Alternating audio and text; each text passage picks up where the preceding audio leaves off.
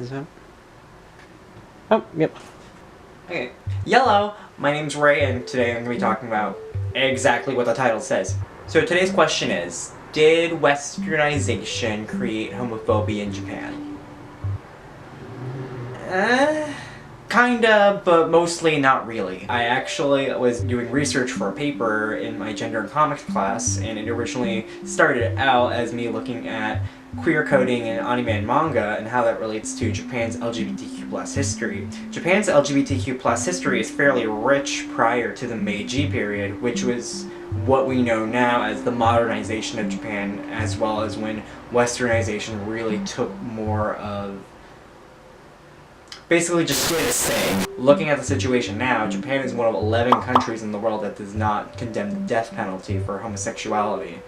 And Japan has a political party that is conservative in power right now, and it just in general has a lot of issues to do with the LGBTQ+ population in Japan. Through the sources that I accumulated, I wanted to take a look at the history relating to LGBTQ+ treatment during the Edo period, how those attitudes were changed as a result of various influences during the Meiji period, and how these persist in today's world. It would make sense that such a dramatic shift like the opening of Japan to the world would be the catalyst, but as I did my research, I found no real evidence to back this claim up. And I'm not alone in thinking this. I've seen so many comments on different forums and sites that believe that to be true as well. In fact, outside forces did not really have as much of a bearing on LGBTQ+ attitudes. It was more like, well, this is how it is in other countries, so we're gonna follow it because modernization.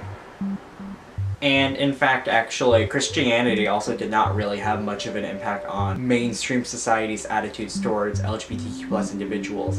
In fact, when Christianity was brought over, there was so much opposition to it. It was to the point that Japanese Christians were hiding in caves. I actually went on a field trip to a mining site in northern Japan, and in these caves, there were people that were fleeing religious persecution from the shogun. In general, Christianity just did not have as much of an impact on Japanese attitudes towards the LGBTQ+ community, just because Christians are a minority in Japan. Looking further, the heavy opposition towards the LGBTQ+ community didn't really start until the early 1900s. So, before that, what was going on? Well, buckle up, because we've got lots of queer history to go through. I don't know why I did that thing with my hands. I don't want to redo it. I'm sorry. To give context of the different forms of Japanese homosexuality in history, it is necessary to go into the details of the Nanshoku Code. Parts of the Nanshoku Code is largely based on the way of the samurai, which is the values of loyalty and duty ingrained into it. This leads to the appropriately named samurai model, which is a relationship between an older dominant male, known as a ninja, and a younger passive male, known as a chigo. This model is not unlike homosexual relationships in ancient Greece, as well as other societies that are male-centered. The other model is known as the kagema model, which relates to gender expression in the form of kabuki performers who are sex workers that present feminine in the same context as a female courtesan of the time. Throughout this time, the way of the samurai then becomes passed down to the general population, and thus normalizing these relationships on a widespread level. As the institutionalized form of Japanese homosexual relationships are based in the sphere of the samurai, most information on Japanese LGBTQ+ history is based on homosexual male relationships. However, there are sources that indicate women being patrons to female prostitutes, as noted in Tufts University professor Gary Leupp's article, Capitalism and Homosexuality in 18th-Century Japan, stating that literary sources indicate that some female prostitutes catered to women, including widows and wives unhappy with heterosexual marriage. In that same article, Leupp also articulates that at the time, woodblock prints featuring lesbian sex were made during the 18th and 19th centuries. While they were likely made with a male audience in mind, there is evidence that sex toys in these prints were marketed for recreational use by women that have sex with women. According to a book by Gary Leupp entitled Male Colors, The Construction of Homosexuality in Tokugawa, Japan, the first truly unequivocal reference to male-male sex in Japan dates from as late as 985. as late as 985. Catch up, Japan, God! Throughout Japan's history, from the Heian period until the Meiji period, there's evidence of major leaders, including emperors and military leaders, participating in these relationships while maintaining a familial line. Leupp says, by the 14th century, the palaces of Japan's military rulers were becoming centers of homosexual activity. The shoguns of the Muromachi period, which was from 1333 to 1573, were as apt to retain male lovers as the former Han emperors had been. Their relationships reflect a new tradition of martial homosexuality that developed among the samurai rather than an ancient imperial tradition. Through this, we see that homosexual relationships are largely affiliated with masculinity, which allows for it to persist in a patriarchal society at this time. In Capitalism and Homosexuality in 18th Century Japan, another article of Leupp's, he states that from its inception, the bourgeoisie associated this specific pattern of homosexual behavior, wakashuro, or rather the way of the youths, with the samurai. Since the samurai were upheld by the shogunate as moral exemplars for the general population, their age-graded, rule-structured homosexual relationships consequently served as a model for commoner males. What's better than this? Guys being dudes. The normalization of these relationships is reflected prominently in the creative works that come out in this time period. Basically, this is when a lot of the good XXX stuff comes in. In Leupp's same article, Capitalism and Homosexuality in 18th Century Japan, Leupp emphasizes the significance that these cultural phenomena have on art and society as a whole. The quintessential Japanese artistic production of the period, the woodblock print, also had numerous connections to the floating world, also known as ukiyo, of the pleasure quarter. Perhaps 1/5 of the total output of prints consisted of erotica, often explicit scenes of patrons coupling with courtesans, and a very large additional portion consisted of portraits of famous courtesans or kabuki actors. These were works designed for mass production and were purchased by members of all classes. So there was a clear demand within this time period for works that celebrated these relationships, with Leupp stating in the same article, if there were numerous ways to make money through facilitating homosexual contexts, the public demand for homoerotic literary material, which proliferated remarkably during the period, generated further products. The folklorist Iwata Junichi counted 566 works dealing significantly with homoerotic themes during the Tokugawa period. Half of these, 269, were published in the 18th century. Essentially, just like today, people were going crazy for yaoi and yuri. Love that! However, there is a shift that occurs in thought towards homosexuality during the Meiji period. There are a number of factors that led to the short-lived criminalization of sodomy, which triggers the eventual widespread stigmatization of homosexuality.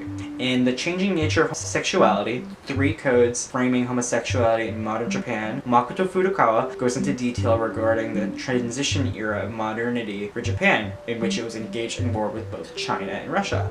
The promotion of nationalism during the Sino-Japanese War made the whole country militaristic. Thus, there was a close relationship between the rise of militarism and an emphasis on manliness on the one hand, and the flourishing of samurai model homosexuality on the other.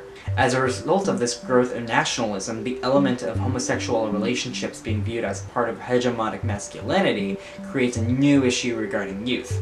At this time, the young generation are growing up in a country that is slowly modernizing, while those that are generations older grew up in time with the non-shoku model being normalized. As a result, there are a lot of issues regarding youth within schools. In that same article by Furukawa, they say, the commentator Kire Minora was born in Kagoshima in 1895, and notes that when he entered middle school, the method of ejaculation among young boys, known as shiritsuki, literally piercing the buttocks, was forbidden. Shiritsuki, of course, refers to a homosexual practice. It seems that some students had in fact raped underclassmen and been punished by expulsion. This practice, we were told, was bad for the young men's constitutions. Specifically, many had passed the academic exams for the naval and military schools, but had failed the physical examination. As a result of these issues, non-shoku was seen as an interference to the male student's education, to the point that a report in 1872 from Shirakawa Prefecture in Kyushu was a catalyst for the anti-sodomy ordinance that was enforced until 1881. That's right, modern-day homophobia in Japan started because it was interfering with school. I wish I could. If it was 2013 and I had the heart to, I would post insert Asian dad meme here, because The disturbances that Nonshoku's legacy had on the then current generation led to a new movement in the early 1900s that was about the science of sexual perversion, known as sexology. This movement found homosexuality to be a disease that would emasculate bottom... I can't believe I actually wrote that again. This movement found homosexuality to be a disease that would emasculate bottoms specifically and actually physically change their bodies into biological women's. I wish. This gives way for the homophobic attitudes that exist in Japanese society today. Whew. Sexology and other pieces of the modernization of Japan result in the homophobia we see today. Rather than being depicted in woodblock prints, the LGBTQ+ community is commonly seen in the media through variety shows that feature transgender women, mostly as comic relief. 女装した男性です。間違いありません。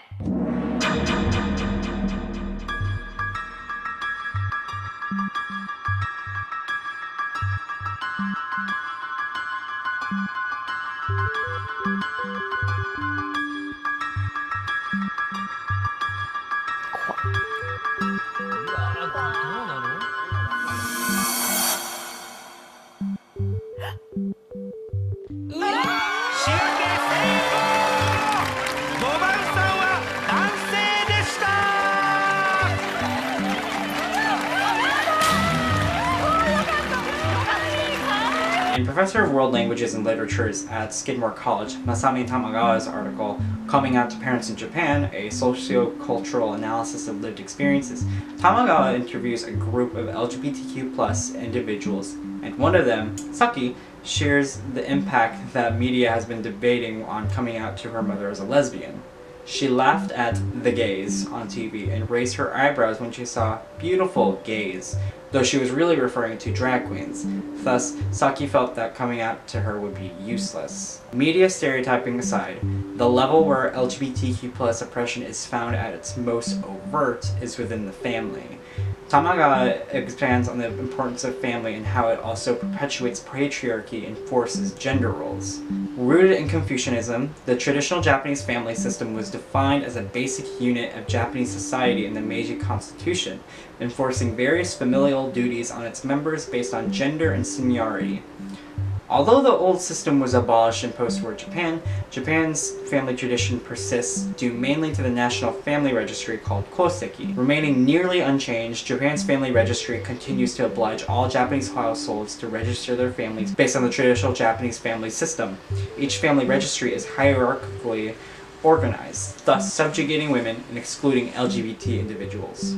Japan's history with the LGBTQ+ community is a complicated one, but necessary for the sake of gaining more perspective of the current situation in the country. The sources that I've cultivated indicate that current fears that LGBTQ+ individuals face are the image that the community has in a socially conservative country. I'd love to talk more about this in another video because this is something that affects me directly as a queer Japanese person. And it's important that we take a look at how history plays out because it's very easy to be like, oh, Westernization is the only reason why. It's the bad white people. I wish it was bad white people, but no, it's my own people. It's my own people putting members of my community in a corner. And reflecting on my childhood living in Japan, as much as I have very fond memories, I just can't help but think how I would interact in that society now as an adult who's fully expressive of their sexuality and gender expression. I think about that a lot, honestly. Also, just growing up, I mean, discovering my queerness, I thought that it would make me less Japanese. There's this idea that I read actually that Asian Americans actually found coming to terms with their queerness, they believed that it to be a white person's disease. Because all we see in American media is the hegemonic, you know, cis gay male, and that's all that we see in terms of representation. In fact, we don't just see homosexuality in history. When we're only talking about Oscar Wilde or talking about pornographic depictions of ancient Greece. There's societies and cultures all over the world that have a rich LGBTQ plus history, but there's just a lack of education, there's a lack of care in general. It's hard enough for people to learn about America's own LGBT plus history, about Stonewall, or about the AIDS crisis, all of that. I hope you learned something from this. It also helps you to be aware on being critical of the culture that you were raised in. Hate and ignorance doesn't occur naturally. It spreads out because of fear and social pressures. We see that here, and we'll also see that in a bunch of other cultures. Cultures that literally got snatched away from people. Colonialism, Westernization, modernization, all that has impact on a bunch of other societies. It's not the case in Japan, but it's definitely the case across the board. Thank you once again. I really hope you enjoyed that. I hope you enjoy these kinds of videos, sort of. I really do want to talk more about, I guess, culture and being LGBTQ+, as well as being a person of color, all of that. And I also do just want to have fun too. So I hope you enjoy that. If you want to support me, that'd be great. If you want to subscribe, if you want to like this video, that would be great. Hopefully I actually commit to this YouTube thing. Okay, thank you.